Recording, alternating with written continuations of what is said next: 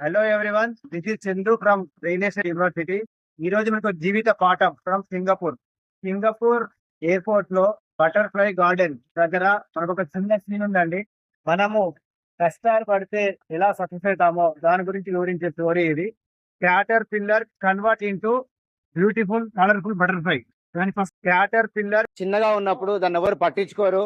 దాన్ని చూస్తే దూరం దూరం పోతారు, దాన్ని తీసి బయట పారేస్తారు. ఎప్పుడైతే అది రంగుల ప్రపంచంలోకి ఎగురుతుందో సీతకజగా మారి అందరూ దానికోసం మనం చూస్తున్నాం. ఇప్పుడు సింగపూర్ లో ఒక 10 ప్రపంచ దేశాల నుంచి వచ్చి బటర్ఫ్లై గార్డెన్ లో ఫోటోలు దినికి ఇష్టపడుతున్నాం.